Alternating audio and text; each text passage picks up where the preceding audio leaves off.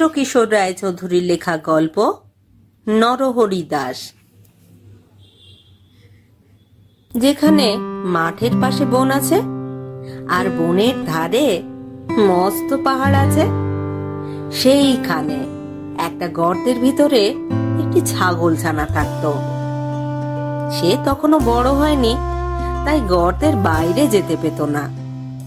বাইরে যেতে চাইলেই তার মা বলতো, যাস নে, বালুকে ধরবে, বাঘে নিয়ে যাবে, সিংহে খেয়ে ফেলবে।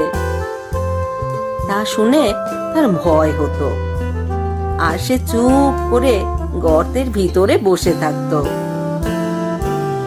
তারপর সে একটু বড় হলো, তার ভয়ও কমে গেল। তখন তার মা বাইরে চলে গেলেই সে গর্তের ভিতর থেকে উঁকি মেরে দেখতো। শেষে একদিন একেবারে গর্তের বাইরে চলে এলো।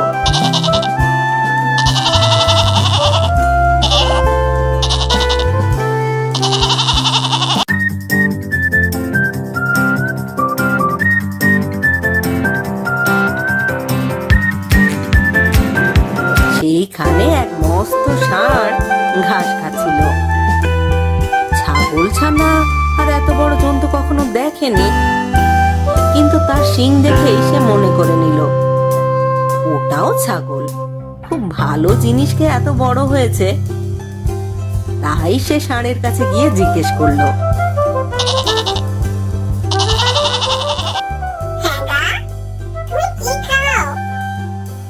ষাঁড় বললে, আমি ঘাস খাই। ছাগলছানা বললে,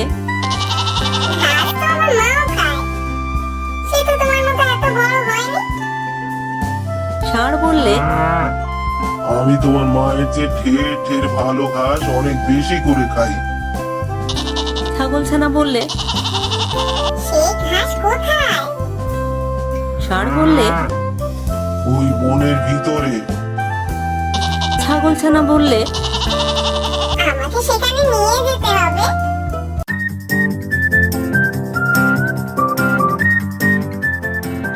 এই কথা শুনে ষাঁড় তাকে নিয়ে গেল।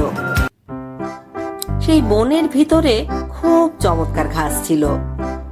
ছাগলছানার পেটে যত ঘাস ধরলো সে তত ঘাস খেলো।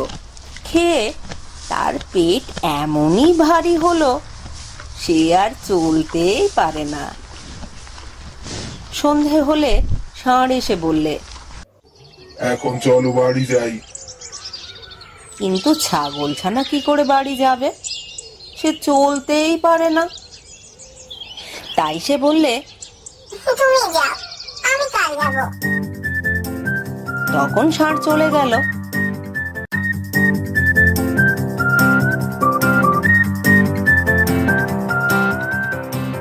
ছাগলছানা একটি গর্ত দেখতে পেয়ে তার ভিতরে ঢুকে রইল।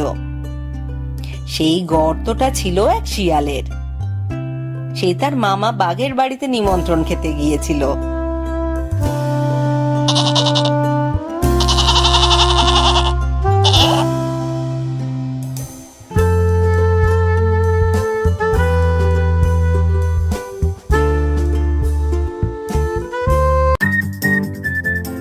অনেক রাত্রে ফিরে এসে দেখে তার গর্তের ভিতর কিরকম একটা জন্তু ঢুকে রয়েছে।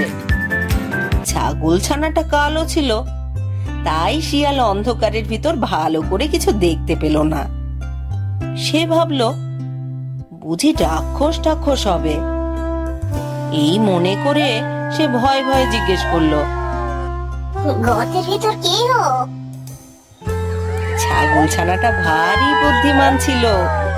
সে বললে, লম্বা লম্বা দাড়ি, ঘন ঘন নাড়ি, সিংহের মামা আমি নরহরি দাস, 50 বাঘে মোর এক এক চাষ। শুনেই তো শিয়াল বাবা গো বলে সেইখান থেকে দে ছোট, এমন ছোট দিল যে একেবারে বাঘের ওখানে গিয়ে তবে সে নিঃশ্বাস ফেললে। বাঘ তাকে দেখে আশ্চর্য হয়ে জিজ্ঞেস করলে, কি ভাগ্নে, এই তো গেলে, আবার এখুনি এত ব্যস্ত হয়ে ফিরলে যে? শিয়াল হাঁপাতে হাঁপাতে বললে, মামা মামা সর্বনাশ তো হয়েছে। আমার গর্তে এক নরহরি দাস এসেছে। সে বলে কিনা যে 50 বাঘে তার এক গ্রাস।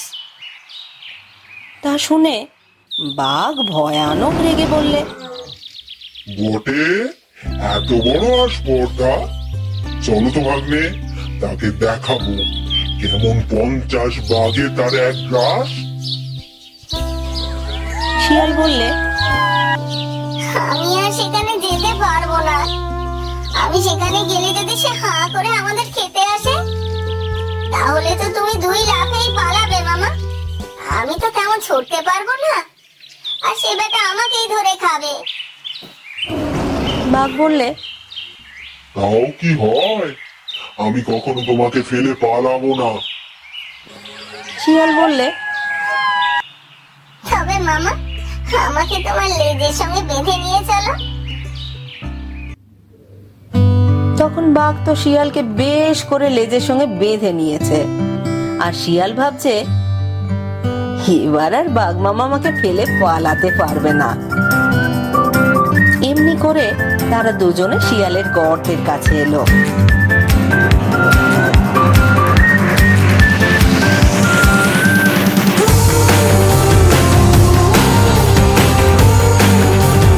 ছাগলছানা দূর থেকেই তাদের দেখতে পেয়ে শিয়ালকে বললে, দূর হতো ভাগা, তোকে দিলুম 10 বাঘের কড়ি, এক বাঘ নিয়ে এলি লেজে দিয়ে দড়ি। শুনেই তো ভয়ে বাঘের প্রাণ উড়ে গিয়েছে। সে ভাবলে যে নিশ্চয় শিয়াল তাকে ফাঁকি দিয়ে নরহরি দাসকে খেতে দেবার জন্য এনেছে। তারপর সে কি আর সেখানে দাঁড়ায়? সে 25 হাত লম্বা এক এক লাফ দিয়ে শিয়ালকে শুদ্ধ নিয়ে পালালো। শিয়াল বেচারা মাটিতে আছাড় খেয়ে, কাঁটার আঁচড় খেয়ে, ক্ষেতের আলে ঠোক্কর খেয়ে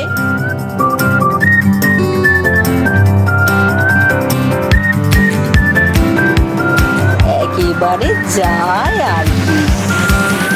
শিয়াল চেঁচিয়ে বললে, মামা আল, মামা আল।